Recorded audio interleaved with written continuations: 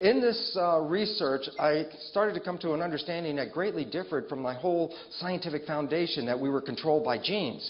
And in the end, the research let me in on the insight that it was the perception of the environment that controlled the cell. Well, in cell levels, perceptions are perceptions, but at human levels, perceptions are beliefs. And it turns out that it's actually our beliefs that select our genes and select our behavior. And the beautiful part about this, as Doug said, is it's life-changing for myself especially. I was one of the genetic kind of people, and now I've transitioned my whole life into this so-called New Age spiritual science of belief. And the wonderful part about this lecture, outside of the fact that I will provide you with a molecular connection of how a belief actually switches on a gene so that there's no like empty boxes, no devotion in this place. This is actually just molecules. I'm going to get that across, I hope. But the beautiful part about this is that in the second part of the presentation, a dear friend and colleague of mine, Rob Williams, is going to provide you with information and tools about how you can rapidly change beliefs. Belief changing is not that hard a process. In fact, it can be done almost in minutes. There's a really odd dynamic when you look at someone. I look back at times when people would start wearing something like clothing or whatever, right. Clothing, something that was just totally different, totally weird, and you might go, you know, that's fucking odd. That's kind of weird. I don't really feel that. But eventually, the people who are pariahs, who are untouchable, you wouldn't even go near them. Right. Eventually, they're the people that you turn to for being different. Mm-hmm. So right is left eventually, always. Right is left eventually. The placebo effect is when you have positive thoughts and it generates a healing response. What they don't talk about in the books and in the general mass media is something called the nocebo effect. The nocebo effect is the same as the placebo effect, except the thoughts are of a negative nature. And what's the point? It's thoughts that are powerful, whether they're positive or negative.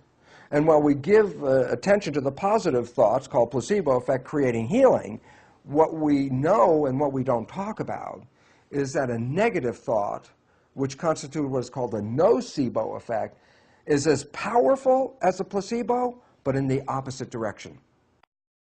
This is real medically serious aging going on, and we can see that it's actually caused by the chronic stress.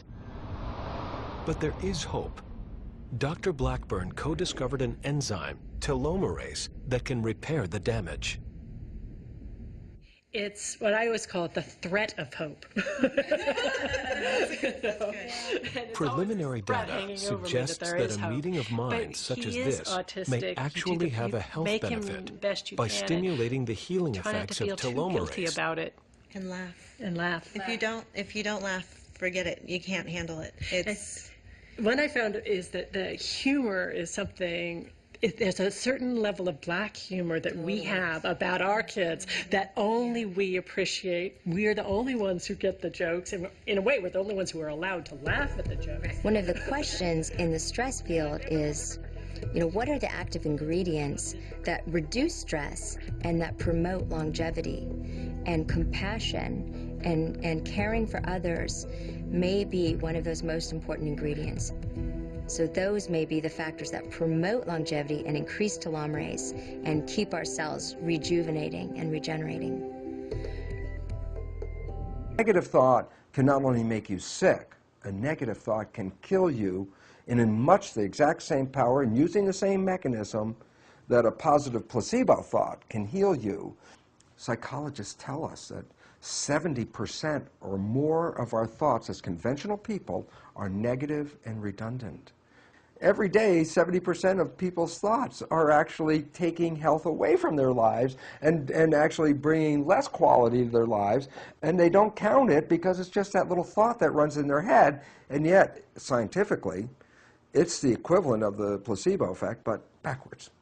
Medicine is not really the free avenue of research and investigation as we think it is.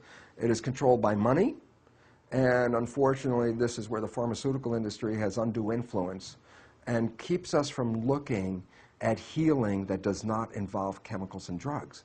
Only for the simple reason is this. A pharmaceutical company makes money by selling chemicals. If we talk about how you can heal yourself with your mind, then that product doesn't sell very well. Position, you know, where my whole body is just settled into the experience, and then it's like, it's just pure thought. It's like the mind completely untethered from the body.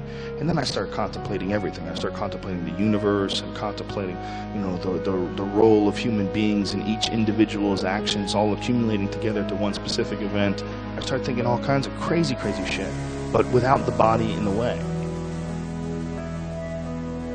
You know, even us having this cool conversation here, we're sitting here on a couch, we're looking at each other, we're looking at computers, and there's sounds and noises, and there's a lot of distractions.